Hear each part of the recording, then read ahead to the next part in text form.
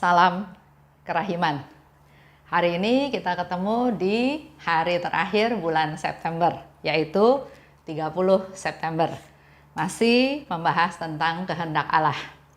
Nanti kita baca dari diary nomor 1740 dan 1787. Kita mulai ya. Dalam nama Bapa dan Putra dan Roh Kudus. Amin. Bapa kami yang ada di surga, dimuliakanlah namamu. Datanglah kerajaanmu. Jadilah kehendakmu di atas bumi seperti di dalam surga. Berilah kami rejeki pada hari ini, dan ampunilah kesalahan kami, seperti kami pun mengampuni yang bersalah kepada kami. Dan janganlah masukkan kami ke dalam pencobaan, tetapi bebaskanlah kami dari yang jahat. Amin. Dalam nama Bapa dan Putra dan Roh Kudus. Amin. 17:40. Oh Yesusku, berilah aku kekuatan untuk menanggung penderitaan, sehingga aku tidak akan memperlihatkan wajah yang masam ketika aku meminum piala kepahitan. Tolonglah aku membuat pengorbananku menyenangkan hatimu. Semoga pengorbananku tidak dinodai oleh semangat cinta diri, meskipun pengorbanan itu harus berlangsung selama bertahun-tahun. Semoga kemurnian maksudku membuat pengorbanan itu menyenangkan hatimu, selalu segar dan penuh kehidupan. Hidupku ini adalah pergulatan tanpa henti, suatu usaha terus-menerus untuk melaksanakan kehendak kudus-Mu. Semoga segala sesuatu yang ada dalam diriku, baik kepapaanku maupun kekuatanku, menjadi pujian bagi-Mu, oh Tuhan. 17:87. Ketika aku berjumpa dengan Tuhan, aku berkata kepadanya, Engkau membodohi aku, Yesus. Engkau menunjukkan kepadaku gerbang surga terbuka, tetapi sekali lagi Engkau meninggalkan aku di bumi. Tuhan berkata kepadaku, apabila Engkau sudah ada di surga dan melihat kembali hari-hari ini, Engkau akan bersukacita dan akan ingin melihatnya sesering mungkin. Aku tidak heran, putriku, bahwa sekarang engkau belum dapat memahaminya, sebab hatimu ditenggelamkan oleh rasa sakit dan kerinduan akan daku. Berjagamu menyenangkan hatiku. Puaslah dengan kata-kataku. Saatnya tidak akan lama lagi. Sekali lagi jiwaku menyadari dirinya berada dalam pembuangan. Dalam kasih, aku menyatukan diriku dengan kehendak Allah, sambil menyerahkan diriku kepada ketetapan-ketetapannya yang agung. 17:40. Berilah aku kekuatan untuk menanggung penderitaan, sehingga aku tidak akan memperlihatkan wajah yang masam ketika aku meminum piala kepahitan. Suster Faustina mohon kekuatan dari Tuhan untuk bisa menanggung penderitaan. Jadi bukan menghindari penderitaan, tapi mohon kekuatan dari Tuhan supaya kuat menanggung penderitaan. Tolonglah aku membuat pengorbananku menyenangkan hatimu.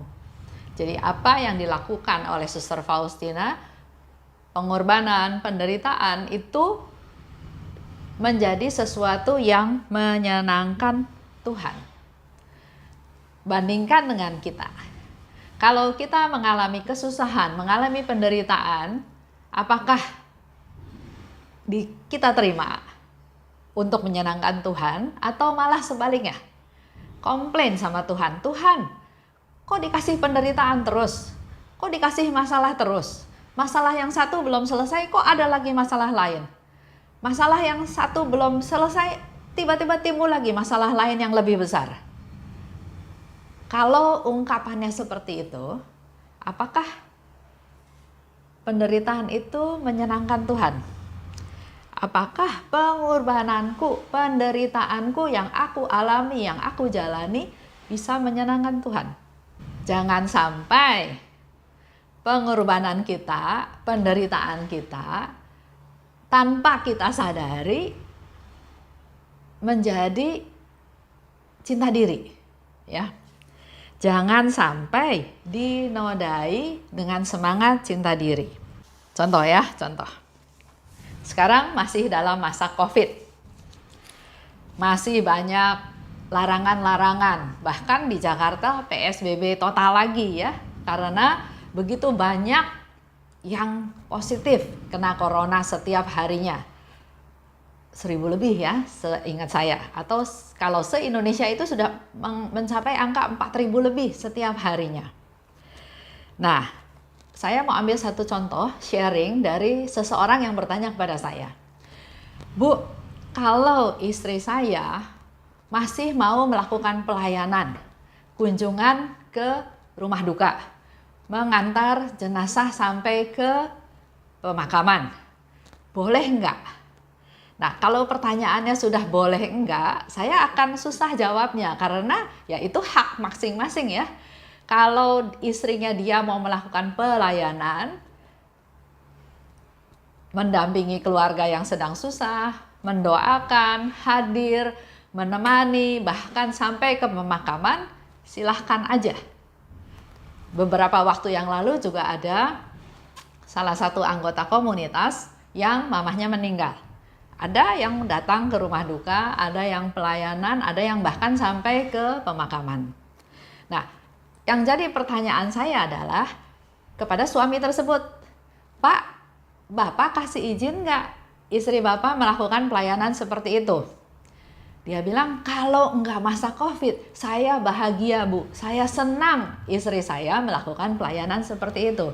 Tapi sekarang masa COVID, saya keberatan, saya khawatir nanti dia di sana ketemu sama banyak orang yang nggak dikenal, ketemu OTG, terus bawa pulang corona itu ke rumah, kan yang di rumah yang bermasalah. Sedangkan saya, kata si bapak, umurnya sudah menjelang 70 tahun. Dia sendiri punya penyakit yang dia punya penyakit ya. Seingat saya dia punya sakit darah tinggi atau diabetes atau apa ya. Nah, ada kekhawatiran dari si suami ini. Selain itu, di rumah itu juga tinggal anaknya, tinggal cucunya ya. Jadi ada kekhawatiran. Jadi setiap istrinya melakukan pelayanan, hati si bapak nggak happy. Takut nanti menular kepada seisi anggota keluarga. Sedangkan si istri nggak mau tahu. Pokoknya saya mau pelayanan. Ini pelayanan saya, ini saya lakukan untuk sesama, untuk menghibur. Nah, di sini terjadilah permasalahannya. Kalau tanya sama saya pribadi, saya akan jawab yang dibutuhkan oleh yang sudah meninggal, yang dibutuhkan oleh keluarga yang sedang berduka cita adalah doa. Dan doa itu bisa dilakukan di mana saja. Bisa di rumah kita masing-masing. Nggak perlu hadir. Nah, kalau ibu ini motivasinya hadir dan terus menemani sampai ke pemakaman, siapa yang dikasih terima kasih? Keluarganya pasti, keluarga dari yang meninggal itu pasti berterima kasih kepada si ibu. Karena ibu ini mau melayani. Tapi apakah ibu ini membawa damai sejahtera buat orang serumah? Enggak. Nah, di sini yang saya mau cerita, jangan sampai semangat pelayanan, semangat pengorbanan ini hanya dinikmati oleh kita aja. Sementara seisi keluarga, seisi rumah enggak setuju. Keberatan karena ada ketakutan. Dan sudah terbukti. Ada di lingkungan rumah saya di kompleks, enggak tahu dapat coronanya dari mana. Karena banyak isu ya, tapi yang pasti si opa kena, si oma kena, si menantu kena, si cucu kena, bahkan katanya 2 pembantunya juga kena. Nah, ini yang perlu diwaspadai, dijaga. Kalau ibu itu hidup sendiri, seorang diri di rumah, dia pergi pelayanan, silahkan. Karena enggak menyusahkan atau membuat khawatir seisi rumah. Tapi kalau sampai dia ketemu OTG dan ternyata dia membawa corona itu ke rumah. Nah, di sini saya harap Bapak Ibu bisa lebih bijaksana. Yesus pun waktu lahir, enggak bilang, Bunda Maria enggak bilang, saya melahirkan anak Allah, saya enggak perlu takut sama Herodes. Enggak.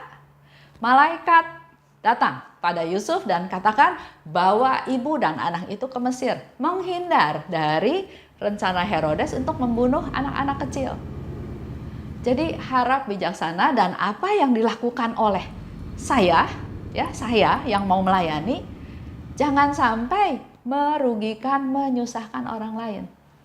Melayani orang lain tapi justru enggak melayani keluarga. Di dalam masa COVID ini justru Tuhan mau kita semakin fokus, semakin perhatian kepada keluarga. Apa yang menjadi kekhawatiran mereka, apa yang menjadi kebutuhan mereka, itu yang lebih penting. Kalau menurut saya ya, ini hanya contoh aja. Jadi kembali lagi, jangan sampai pengorbanan kita, penderitaan kita dinodai oleh semangat cinta diri.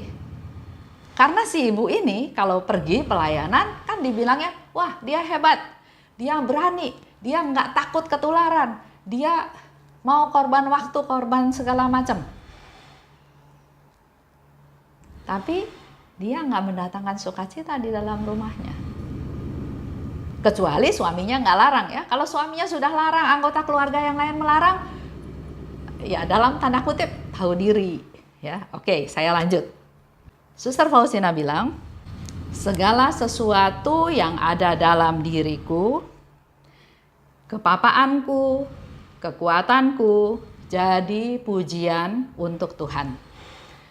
Kepapaanku, ketidakberdayaanku, keterbatasanku, bahkan juga kekuatanku untuk jadi pujian untuk Tuhan. Setiap manusia, kita diingatkan lagi bahwa setiap manusia itu punya kelebihan, punya kelemahan, punya kekuatan, punya hal-hal yang memang buat dia itu sangat lemah, ya. Tapi pakailah itu semua menjadi pujian untuk Tuhan. Contoh, kalau kita bersalah, misalnya itu kelemahan kita ya, kita bersalah, ya kita mengaku bahwa kita bersalah. Jangan sok betul. Kalau memang salah ya mengaku salah. Karena memang manusia terbatas, manusia punya kelemahan, manusia bukan hero yang semuanya serba bisa. Yesus, engkau menunjukkan gerbang surga terbuka, tapi meninggalkan aku di bumi.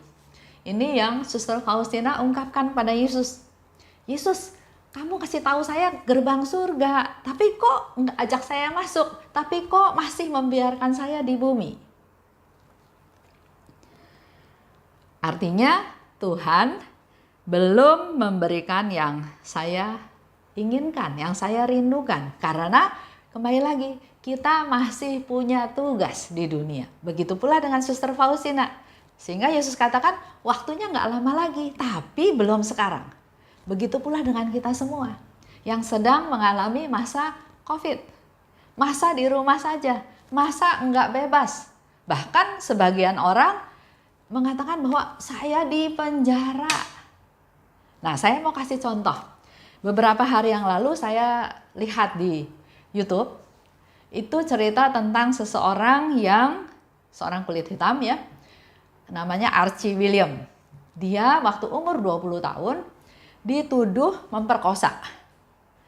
Bahkan waktu di proses pengadilan ada 3 saksi yang mengatakan bahwa nggak mungkin si Archie William ini memperkosa. Tapi ya karena situasi, karena keadaan, katanya karena sistem ras atau apa ya, sehingga dia dijatuhi hukuman. Hukumannya 80 tahun penjara, hukuman seumur hidup. Dia lakukan, dia jalani hukuman tersebut di tahun yang ke-37, kalau nggak salah ya. Ternyata si yang diperkosa ini mungkin punya anak, ada tes DNA dan ternyata DNA-nya nggak sama si Archie William ini. Akhirnya setelah dia menjalani 37 tahun di penjara, dia dibebaskan. Apa yang dilakukan oleh Archie? Dia nggak merasa bersalah, dia memang tidak memperkosa, tapi dia harus terima bahwa dia harus dipenjara. Tapi dia bilang badannya oke, di penjara, nggak bisa kemana-mana. Tapi otak dia, pikiran dia, nggak bisa ada yang menjarain dia. Dia tetap menjadi manusia yang bebas. Di situ dia latihan karena memang suka nyanyi ya. Dia latihan nyanyi, dia latihan musik. Dia menikmati hidupnya sehari-hari dengan apa adanya yang harus dijalani di dalam penjara. Bahkan dia dikirim katanya ke penjara yang sangat sadis ya, yang sangat mengerikan, menyeramkan di Amerika. Ini mau menjadi refleksi buat kita semua. Karena selama dia 37 tahun di penjara, dia bukannya putus asa, bukannya ngomel, bukannya nyumpahin yang jahat sama mereka, sama dia, tapi dia memanfaatkan waktu yang ada dengan sebaik-baiknya. Dia memuji Tuhan, dia bernyanyi, dia latihan musik, sampai akhirnya setelah keluar dari penjara, dia ikut American Got Talent, ya.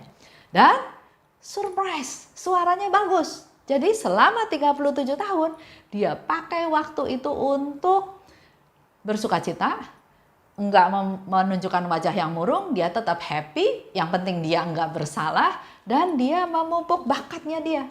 Sampai dia bisa bernyanyi dengan penuh perasaan, dengan bagus, sehingga dapat nilai yang bagus juga dari juri-juri. Begitu pula dengan kita semua di sini. Bersyukur atas segala macam yang kita alami. Dan pakai hari-hari tersebut, waktu tersebut untuk sesuatu yang positif. Jangan ngeluh masa lalu, jangan ngomel, jangan nyalahin orang, tapi maju ke depan, maju ke depan. Manfaatkan waktu yang Tuhan kasih untuk sesuatu yang baik. Itu pengalaman. Ya, pengalaman hidup setiap orang itu berbeda-beda. Tapi di akhir hari, pengalaman itu akan menjadi bekal kita.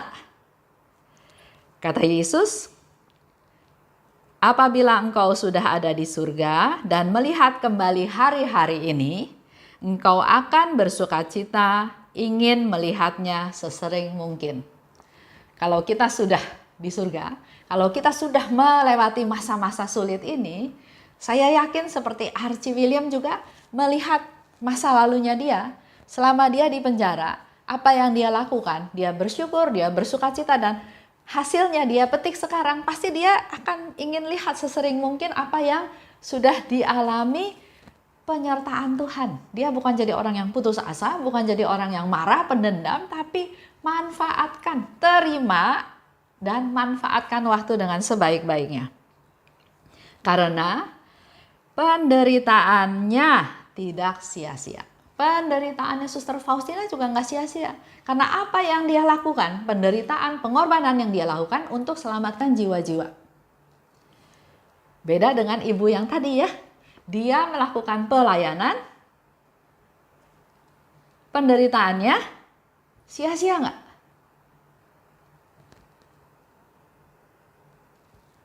Itu jawaban kita masing-masing ya.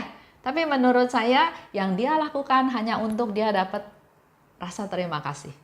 Hanya untuk cinta diri, saya pelayan yang nggak takut apa-apa. Sementara dia lupa, dia masih hidup dalam satu keluarga. Ada suaminya yang sakit-sakitan, ada menantu, ada anak, di mana semua orang sudah bilang bahaya COVID itu makin besar. Kita harus semakin berhati-hati. Kalau di sini balik lagi ke ceritanya Suster Faustina, penderitaannya enggak sia-sia. Karena dia menyelamatkan banyak jiwa, dia menyenangkan Tuhan, dan dia jadi alatnya Tuhan. Sekarang engkau belum dapat memahaminya, sebab hatimu tenggelam oleh rasa sakit dan rindu akan Tuhan. Itu yang Yesus katakan ya, belum puas, belum tercapai kehidupan yang diharapkan oleh Suster Faustina hidup di surga. Masih di dunia, masih terdiri dari daging, masih merasakan rasa sakit. Dikatakan lebih lanjut oleh Tuhan Yesus, berjagamu menyenangkan hatiku. Refleksi ke diri kita masing-masing ya. Apakah saya sudah hidup dalam posisi berjaga-jaga? Kalau berjaga berarti kan ada persiapan ya. Contoh kayak pelari, mau lari 100 meter, dia ada posisi start. Dia berjaga-jaga, tunggu peluitnya berbunyi, dia lari. Nah, poinnya adalah apakah kita juga sudah berjaga-jaga? Contoh, sekarang contoh seorang pengusaha. Ya. Dia berusaha supaya perusahaannya maju, supaya perusahaannya tambah besar, supaya profitnya juga tambah besar. Harapannya profitnya tambah besar, mungkin supaya semakin terkenal, mungkin bersaing dengan kompetitor sebagai seorang pemenang ya, banyak alasannya ya. Bisa juga pengusaha itu mau memperbesar usahanya supaya siapapun karyawan yang bekerja di perusahaannya menjadi semakin sejahtera. Dia membuka lapangan kerja untuk supaya mengurangi pengangguran. Untuk supaya bangsa menjadi lebih cerdas. Supaya semua orang yang bekerja minimal di perusahaannya mengalami kepenuhan dalam kebutuhan hidup, ada damai, ada nyaman, ada sukacita. Nah, kenyataannya seperti itu enggak? Ya, mungkin ini refleksi kepada kita beberapa pengusaha-pengusaha. Apakah fokusnya membuat profit sebanyak-banyaknya atau mendirikan perusahaan ini untuk memberikan kesejahteraan kepada karyawannya, untuk supaya mencerdaskan bangsa, untuk supaya membuka lapangan kerja. Kenyataannya yang kita tahu sekarang, orang kaya tambah kaya katanya ya, orang miskin tambah miskin. Khususnya dalam masa COVID ini juga pengangguran semakin meningkat. Artinya orang yang miskin persentasenya semakin banyak. Contoh konkretnya, gajinya dipotong. Ada yang di PHK. Ya, banyak yang dialami. Mari Bapak Ibu saya mau ajak semuanya, justru dalam masa COVID ini adalah masa untuk berbagi. Masa untuk kita lebih memperhatikan orang yang membutuhkan. Masa untuk menjadi orang yang lebih baik. Dikatakan lebih lanjut, kata Yesus ya, puaslah dengan kata-kataku. Saatnya tidak akan lama lagi. Ini mungkin refleksi buat kita semua ya. Kita semua tahu suatu hari kita akan pulang ke surga. Suatu hari kita akan meninggal. Kata-kata Yesus, saatnya tidak akan lama lagi. Ini refleksi buat kita semua. Apakah kita sudah berjaga-jaga? Apakah selama hidup sekarang kita fokusnya saya? Atau sekarang mulai membuka diri untuk orang lain? Jadi kembali lagi, kalau di cerita tadi, mari kita gunakan pengorbanan kita, penderitaan kita untuk menyenangkan Tuhan. Bukan ada semangat cinta diri. Baik, saya tutup ya. Dalam nama Bapa dan Putra dan Roh Kudus, amin. Allah Bapa yang Maha Baik, terima kasih atas rahmat-Mu. Di akhir bulan September ini Engkau memberikan banyak pencerahan kepada kami. Mampukan kami Tuhan untuk selalu setia pada kehendak-Mu dan melakukannya dengan sebaik-baiknya. Bukan atas dasar cinta diri, bukan atas dasar kemauan kami masing-masing Tuhan, tapi biarlah keberadaan kami boleh mendatangkan rahmat, berkat untuk orang di sekitar kami, khususnya keluarga kami masing-masing. Allah Bapa yang Maha Baik, kami persembahkan teman-teman kami, saudara kami, bahkan juga orang-orang yang kami tidak kenal yang pada saat ini sedang mengalami kesusahan, khususnya ada anggota keluarganya yang menderita sakit corona ataupun penyakit-penyakit lainnya. Kiranya Engkau memberikan rahmat kesembuhan kepada mereka ya Tuhan, memberikan kekuatan, kesehatan, kondisi badan menjadi semakin baik lagi, dan kembali mereka bisa beraktivitas seperti sedia kala. Berkati kami Tuhan, anak-anak-Mu yang rindu untuk bisa semakin mengenal Engkau. Terima kasih Tuhan, dalam nama Yesus kami berdoa dan bersyukur. Amin. Dalam nama Bapa dan Putra dan Roh Kudus. Amin. Salam kerahiman.